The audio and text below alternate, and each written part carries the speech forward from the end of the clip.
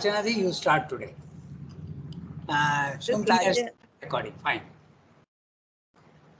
This larger integral knowledge and freedom liberates in the end and fulfills our whole existence.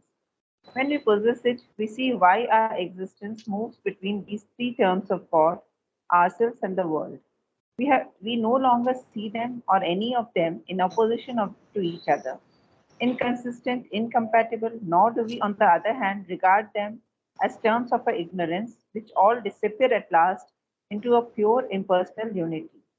We perceive their necessity as terms rather of a self fulfillment, which preserve their value after liberation, or rather find then only their real value.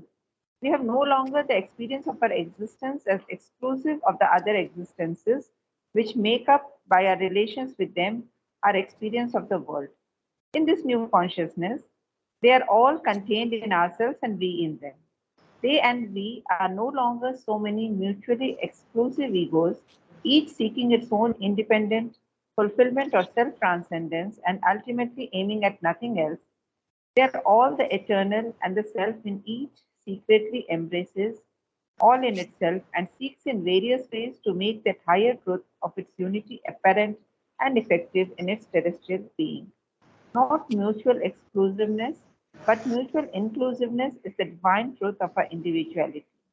Love the higher law and not an independent self fulfillment. Yeah. Okay. Very interesting, and we'll look at the words very carefully because that's what. Here in this para, he is describing when you are in the third level. Okay? Level 1, level 2, level 3, I go on saying, it's very useful, this leveling, to understand the experience that comes from those levels. So level 1 we know. Level 2 is the spiritual plane of consciousness, which is far superior to our normal consciousness. But still it has got some problems. At level 3, all these problems disappear and you have an integral knowledge. So whenever Sremda uses the word integral knowledge, then you know that he is talking about the third level. Okay, so because in the spiritual planes of consciousness, it is not integral. You can have either the experience of God in the transcendent or the cosmic or the individual, but they are all separate, exclusive, normally. Okay, so normally they are exclusive. Now we start reading the sentence. This larger integral knowledge and freedom liberates in the end and fulfills our whole existence. Now, he has used the word fulfills our existence. When you are in the spiritual plane of consciousness and level 2, there is a fulfillment, but only of your soul, not your whole existence. The whole existence would include your body, your vital, and your mind. So, Swami is saying in the end. So, that means at the third level, when you are there, this integral knowledge. Now you have knowledge of the transcendent, you have knowledge of the cosmic as well as the individual. Larger integral knowledge and freedom. Freedom is there at level 2, but now integral knowledge comes at level 3. Okay, very clear. Liberates in the end, liberates but not and fulfills our whole existence. Whole existence includes body, mind, life. Okay? When we possess it, possess what? It, the integral knowledge, that is level 3. We see why our existence moves between these three terms: God, ourselves, and the world. God is the transcendent. Okay. There is God exclusive of the universe. That also is possible. Transcendent.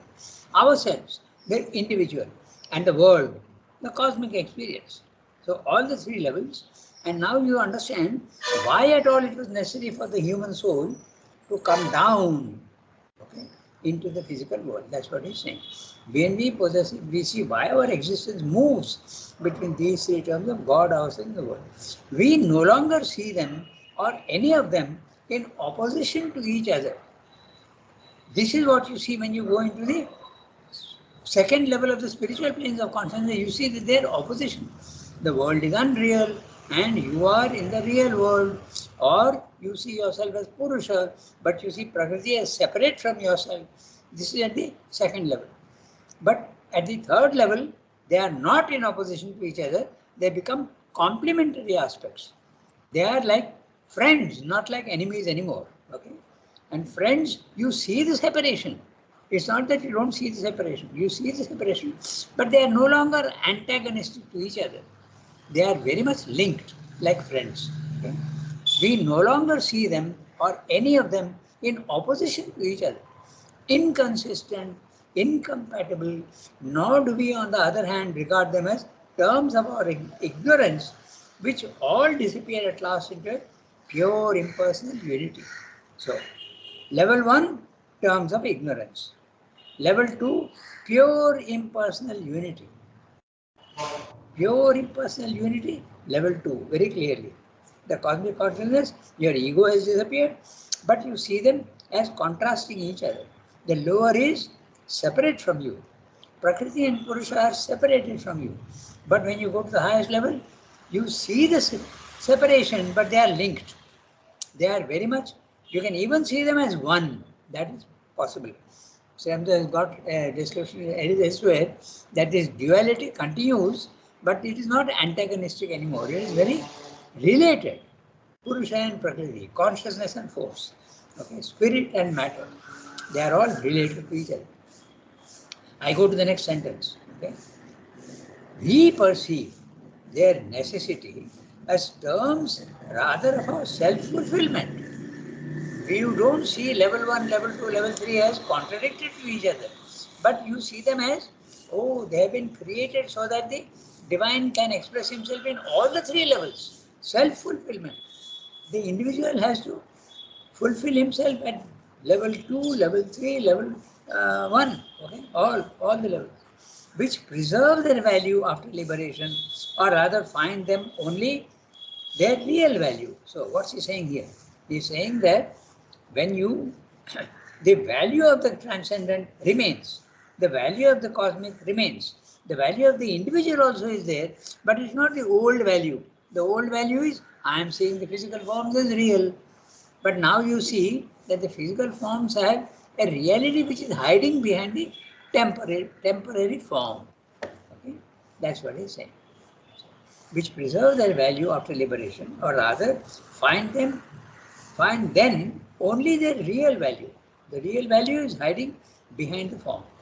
We have no longer the experience of our existence as exclusive of the other existences. He is mentioning here, we don't see in the physical world, I see myself as separate from all of you. I see myself as separate from Sunki, from Shilpa, from Archanadi. I am all separate. That's level 1. But when you are at the level 3, you don't see the separation. You see the oneness. There is great affinity, and in fact, I can go so far as to say that all of you are in me and I am in all of you. Okay. So the 2 ways of cosmic consciousness. Everything is in me, or I am in everything, the individual as well as the cosmic. Okay. We no longer have the experience of our existence as exclusive of the other existences. You can use the word existence, you can say human beings. But it need not be only human beings, it can be even animals, it can also be stones, it can be inanimate things also. Everything is within me. Okay? Just like Srimanta says in the sonnet, that the largest stars in the universe, Antares and Belphegor, I think he uses these 2 terms. In those days it was very, now you don't even hear of them. But they are burning within me. That's what he says in the sonnet. Then we have no longer the experience of our existence as exclusive of other existences, which make up our relations with them, our experience of the world. I have a relation with you, but in the 2nd and 3rd levels, there is a oneness, okay? Not only a relation. When he uses the word relation, you can have a relation only when there are 2. When there is only 1, there is no relation. So in the 2nd level, there is a relation, yet you see the unity also. But at the 3rd level, even the relation becomes less. You start seeing yourself as part of the others and the others also as part of you. This experience is also possible at the cosmic level, level 2, but it is not as intense as the 3rd level.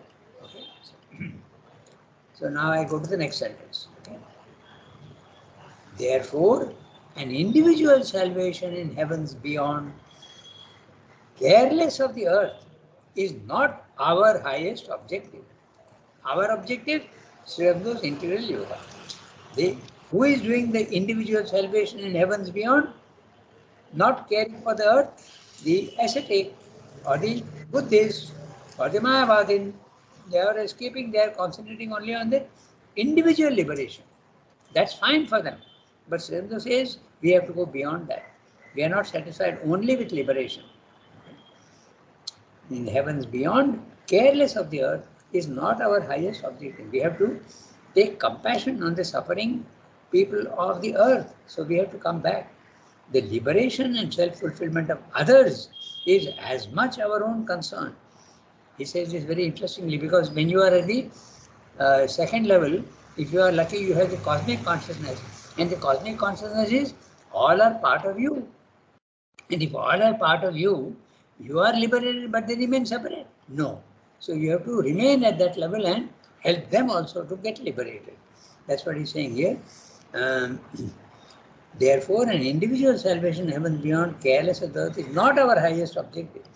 The liberation and self-fulfillment of others.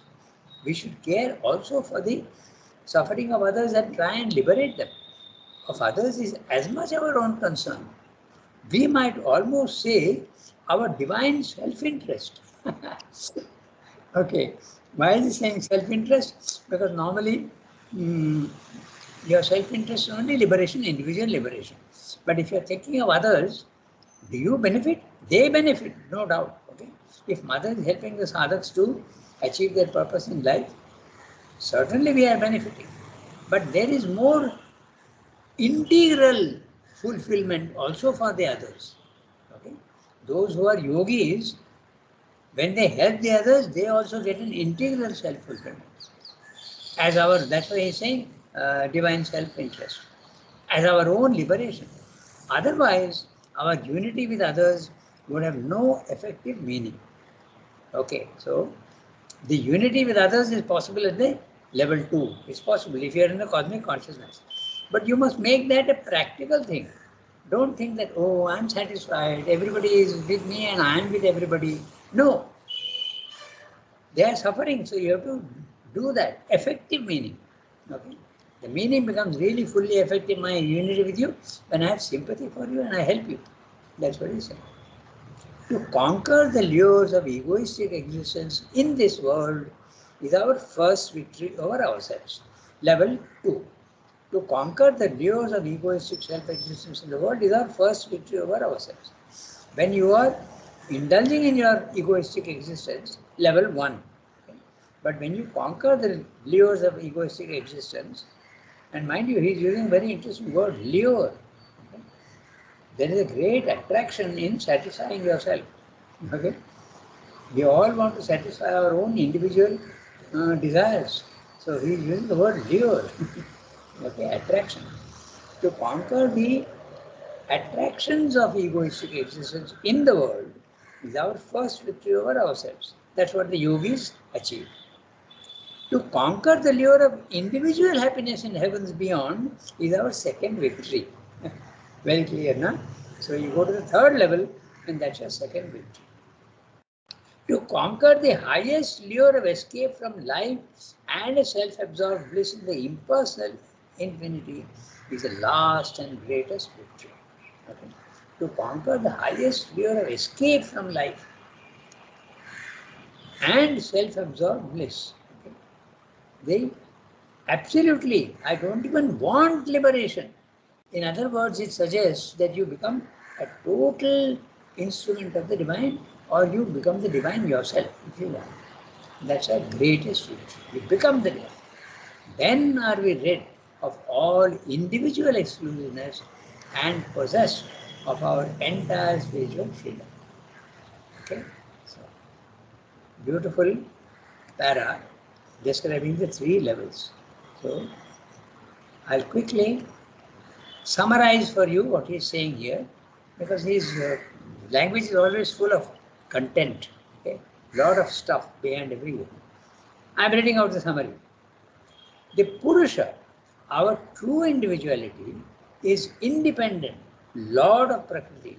And this independent status of the Purusha we are trying to achieve in the interior yoga. In this work, the ego and its transcendence have an important role. The ego and the transcendence of the ego. Ego gives an initial identity and then it works with desire and motive. And if that motive is to reach the divine Purusha, even the ego has a positive role to play in the initial stages. So, when we reach the goal of Purusha as Lord of Prakriti, we achieve transcendence of nature as well as lordship over nature. Not only is our true individuality fulfilled, but even our relations with all others are fulfilled. We become part of all and all becomes part of us. Our liberation should include the liberation of all others. That is what unity with all means. Unity with all means that their liberation also is important to you.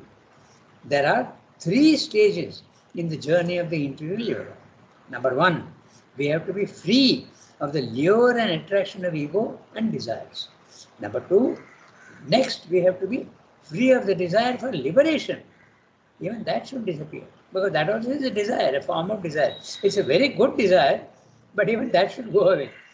Lastly, we have to be free of the desire, lastly, we have to be free from the lure of escape from life and the dwelling in the impersonal infinite. And then, okay, something is missing anyway. So, in the infinite, and we have to get to the last level. Now, this is very interesting because Surendra mentions this in synthesis later on. He says this is exactly what happened with Vivekananda. In one remarkable letter, which Surendra quotes in full, which is very unusual. He quotes in full Vivekananda's letter to a foreign disciple. And it's very interesting. I'll have to look for it, but I know what he says. He says, I have lost all. Vivekananda is telling his disciple in the West, okay? She's a European or an American, I've forgotten. I think most probably British. He's saying, I have lost all desire for my individual liberation. What I am interested is not God the merciful, God the eternal. I am not interested in that. I am interested in God the miserable, God the suffering, God the perverse, God the limited. That's what I am interested in. And I want to help there. It's a very beautiful letter and Srivastava quotes that. Okay. I am interested in God the miserable, God the suffering. Because the individuals are all God only, but suffering. So this is what Srivastava is saying. The three levels. Okay. Now we can read the next para. Okay. The state of the liberated soul. So Archana Di read. Now Sumpi or Shilpa can read. Can I read? Oh yes, go ahead. The Purusha, who is our real being, No, is no, always wait. That we have just now read. We have to read now the next one. The state of the liberated soul. The state of the liberated soul is that of the Purusha, who is forever free. Its consciousness is a transcendence and an all-comprehending unity. Its self-knowledge does not get rid of all the terms of self-knowledge, but unifies and harmonious all things in God and in the divine nature. The intense religious ecstasy, which knows only God and ourselves and shuts out all else, is only to it an intimate experience which prepares it for sharing in the embrace of the divine love and delight around all creatures. A heavenly bliss which unites God and ourselves and the blessed, but enable us to look with a remote indifference on the unblessed and their sufferings is not possible to the perfect soul, for these also are its slaves, free individually from suffering and ignorance. It must naturally turns to draw them also towards his freedom. On the other hand, any absorption in the relations between self and others and the world to the exclusion of God and beyond is still more impossible, and therefore it cannot be limited by the earth or even by the highest and most altruistic relations of man with man. in activity, its activity or its culmination is not to efface or and utterly deny itself for the sake of others, but to fulfill itself in God possession, freedom, and divine bliss, that in and by its fulfillment others, too many, too may be fulfilled. For it is in God alone, by the possession of the divine, only that all the discords of life can be resolved. And therefore, the raising of man towards the divine is in the end the one effective way of helping mankind. All the other activities and realizations of our self experience have their use and power, but in the end, these crowded side tracks or these lonely paths must circle around the converge into the wideness of the integral way by which the liberated soul transcends all, embraces all, and becomes the promise and the power of the fulfillment of all in the manifested being of the divine. Okay, so we'll do one thing. We'll read the summary and then we go back to the.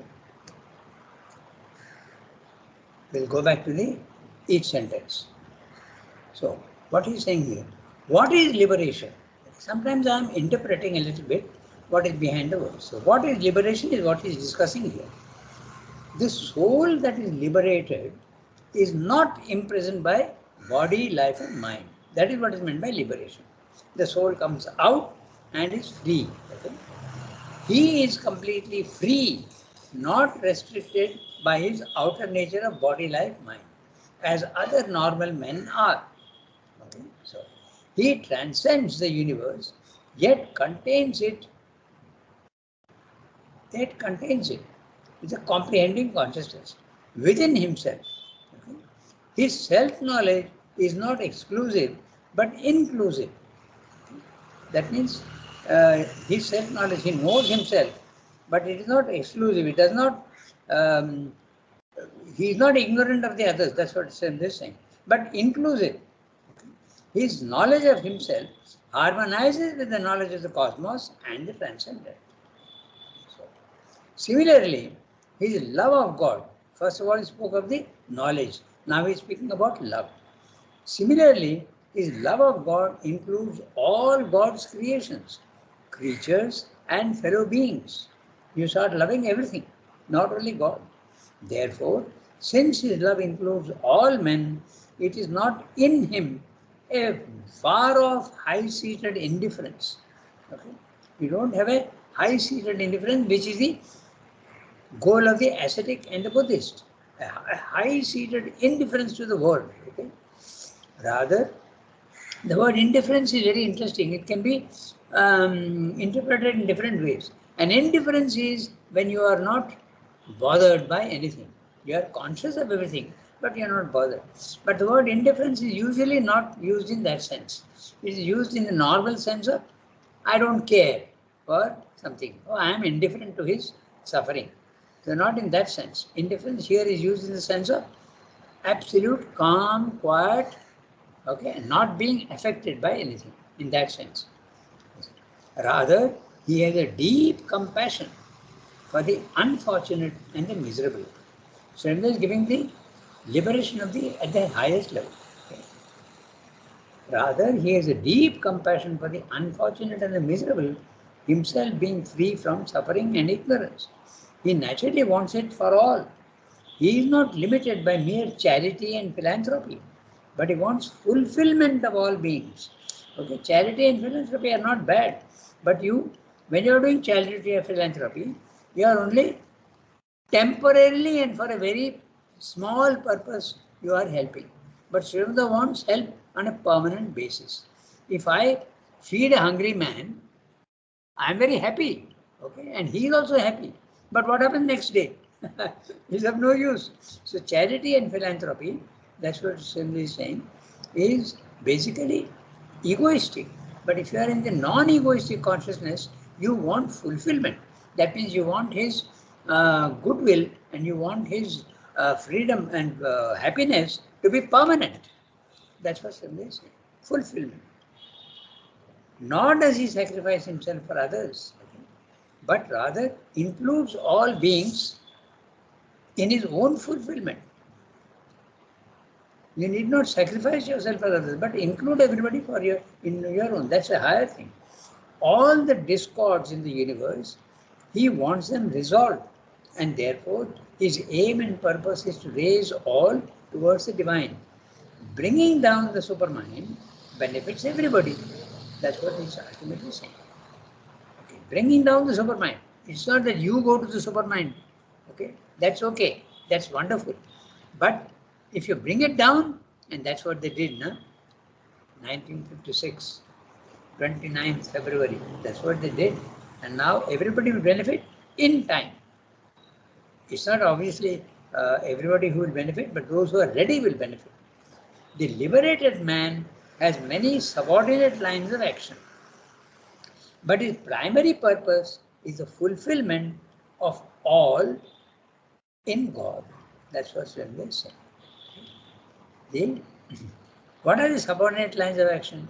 You are interested in others to be happy. There has to be no poverty.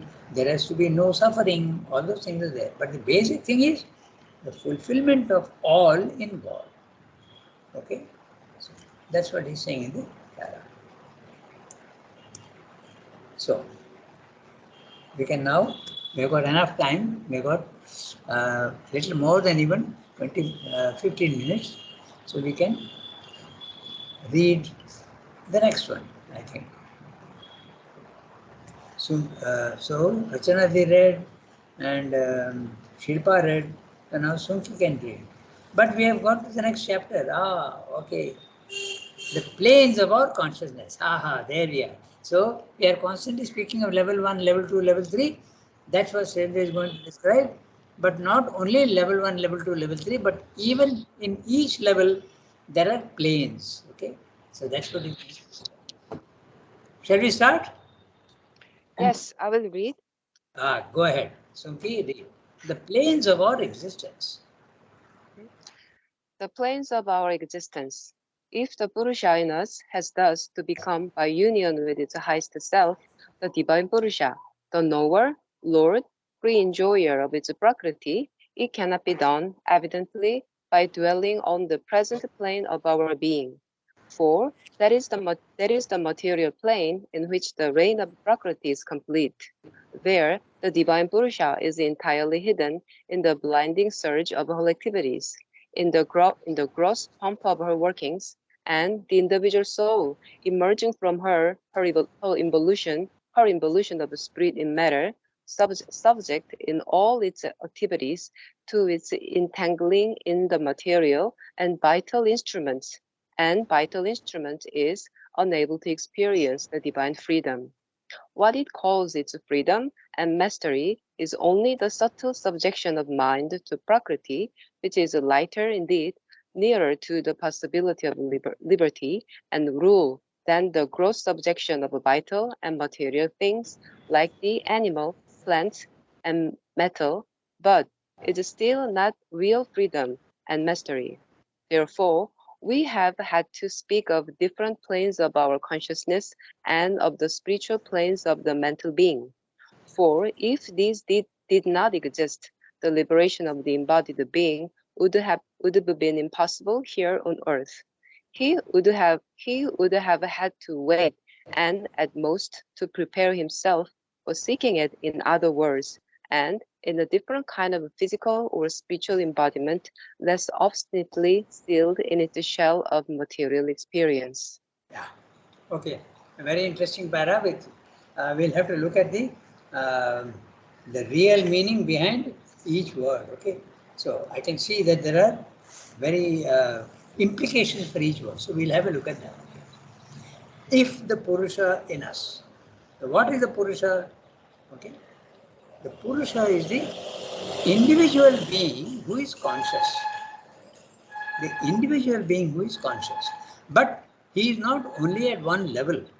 Here, the Purusha is the conscious being at all the levels. In other words, at the highest level, the divine Purusha is completely conscious of everything.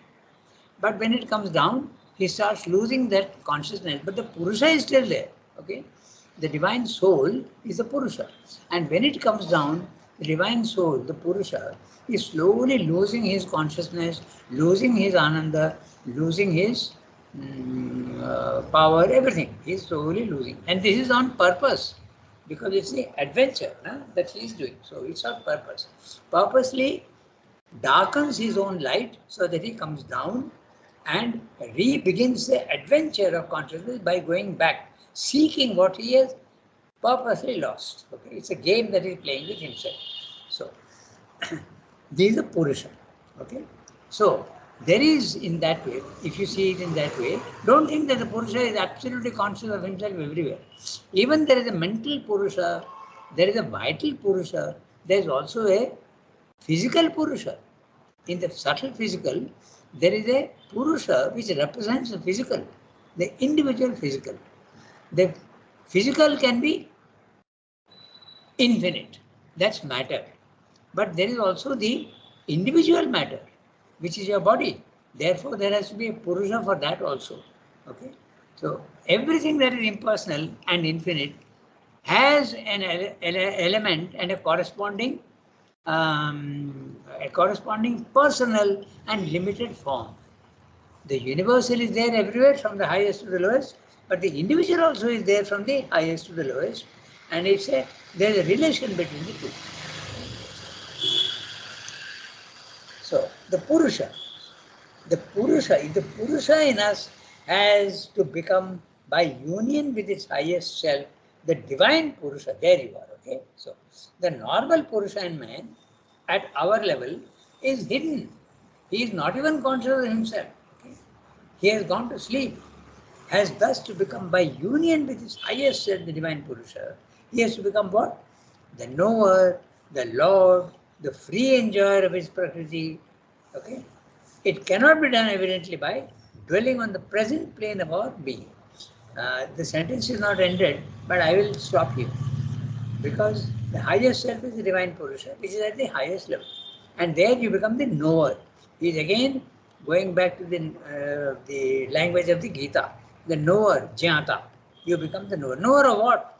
The knower of yourself, the knower of God, and the knower also of the universe. Okay? And then you become Lord, you become Master. That means you are no more dominated by your body-mind life, but you are Master of your body-mind life. You are the Master. You are not only witness, you become the Master. Free enjoyer of its Prakriti. So Lord is knower is Jnata, Lord is Ishvara. Free enjoyer of the Prakriti is the Bhokta. Okay, this is all Gita's language. Now, very interesting. He is using the word free enjoyer. So there is a free enjoyer, and there is an enjoyer who is not also free. No? At our level, we are enjoying. Okay? We enjoy fruit, we enjoy sweet, we enjoy relations with others, but we are not free. We are attached. Okay? The enjoyment gives you attachment. Okay? But when you are at the highest level, okay, there is no attachment. They are free. Even if you are denied that, there is no problem at all for you. Okay, that's what he's saying. Free. So you see how important it is to understand the word free, enjoyer of its Prakriti. That is the reason why when you are reading Sriramdu, give the proper value to each one, and to get the proper value of each word, think of the opposite. Then it becomes clear. You can be a free enjoyer, but you can also be a not free enjoyer. When we are at our level, we are enjoyers, but we are not free of its Prakriti. It cannot be done evidently by dwelling on the present plane of our being. Which is the present plane of our being? Level 1. Level 1 includes your body, your vital, and your mind. So if you are identified with your body-mind life, freedom and going to the divine union is not possible. That's what he's saying very clearly. For that is the material plane in which the reign of Prakriti is complete. The reign of Prakriti. Prakriti there is queen.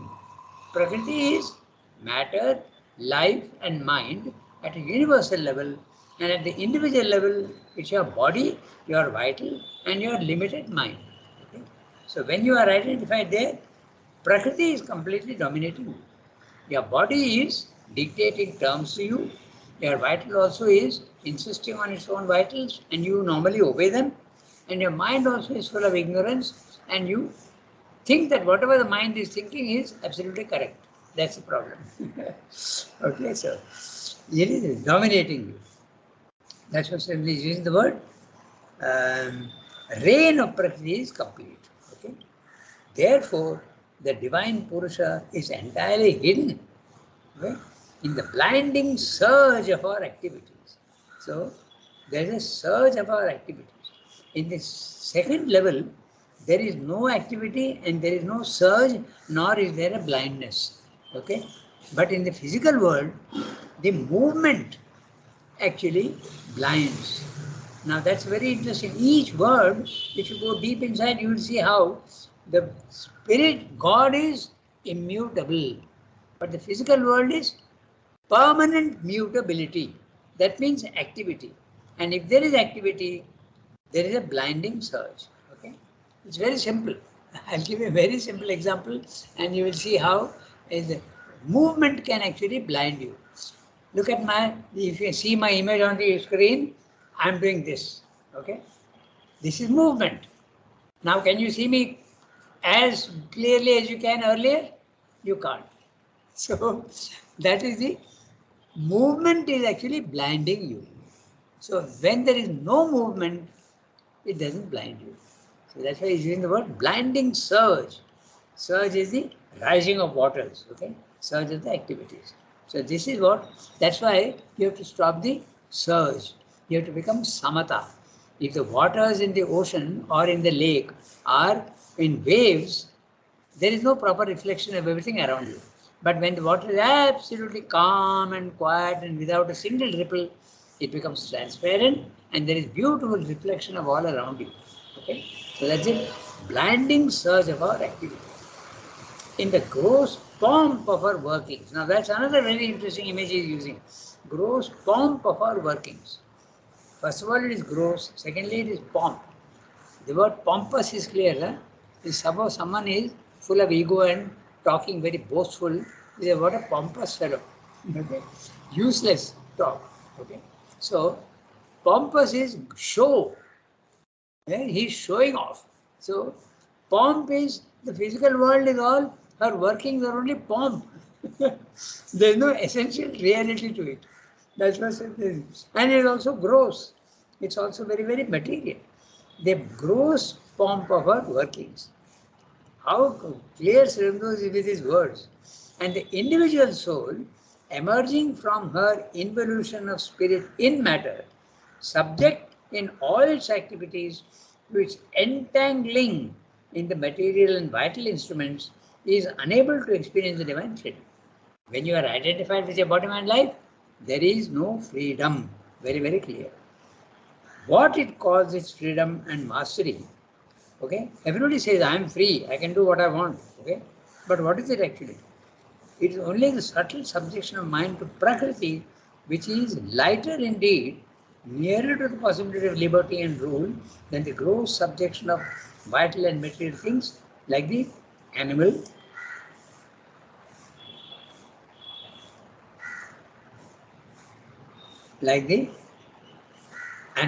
plant and metal. So when you are a human being, your freedom is slightly more real than the animal, plant and metal. But it's still not real freedom and mastery. That's why you have three levels in the physical world. Na? You have tamas. The trees and all these things are subject to tamas. Matter is subject to tamas. Blindness and non-activity. Then when you come to life, there is activity. But the blinding surge still blinds you. Then when you go to sattva, in the mind level, it is less because you are capable of more consciousness and yet you are still bound. Like Ramakrishna says, tamas is an iron chain. It chains the soul. The rajas, the life element, is a silver chain. That also binds you, but slightly better. Okay? And the sattvic chain is a golden chain. It is chain, but it is golden, slightly better than the other. So that's what Sri Aurobindo is saying here. Plant, animal, metal, but still not real freedom and mastery. When you are at the mental level, it is slightly better than the lower levels, but still it is not mastery. Therefore, we have had to speak of different planes of our consciousness and the spiritual planes of the mental being. So we have to speak of the different planes. There is a physical plane, there is a vital plane, there is a mental plane, and there are spiritual planes. The spiritual planes, Sridhar is not listing here, but it is listed elsewhere. In his system, spiritual planes are level 2, higher mind, element mind, intuitive mind, and overmind. Okay? So each one he describes what are its characteristics. So, for if these did not exist, if the higher planes did not exist, the liberation of the embodied being would have been impossible here on earth. But because those planes exist, we can go there. We can't go to a country that doesn't exist. So only if England and America exist, we can go there. But if these higher planes did not exist, like the materialist things, there is nothing else except the material world. If that is so, he is doomed to remain forever in the physical world. But it is not true. There are higher planes of consciousness to which you can go. They exist. Okay, that's what he says. Sometimes you feel that he is saying things which are obvious, but it's not that obvious. Okay? If you think about it, it's not obvious. He's saying, therefore, we have had to speak of different planes of our consciousness and the spiritual planes of mental being. For if these did not exist, the liberation of the embodied being would have been impossible on earth. Okay? On earth, you cannot be liberated, but they exist, and therefore, we can go there and bring it down into the physical world. He would have had to wait and at most to prepare himself for seeking it in other worlds and in a different kind of physical and spiritual embodiment, less obstinately sealed in its shallow material experience. That last sentence we have to understand. If the connection between the lower and the higher is not there, a divine manifestation upon earth is impossible. But there is a connection. He is saying that the higher is connected with the lower. And because of the connection, a divine life on earth is possible. Otherwise, like the ascetic and the Buddhists are thinking, a divine life on earth is not possible because there is no connection. But that's the whole thing. In 10-15 chapters, Sri Aurobindo takes the trouble of showing in Life Divine that there is a connection between the highest and the lowest. And he goes about explaining that connection. 2-3 chapters on the supermind, 2-3 chapters on the vital, and also 2-3 chapters on the matter, and showing that they are all connected to the highest. And if there is a connection, then his contention that a divine life on earth is possible becomes confirmed. Okay, so that's what he's saying.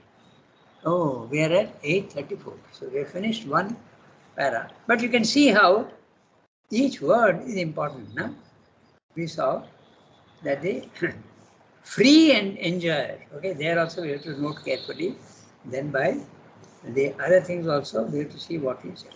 So it's clear. We stop here today. Okay.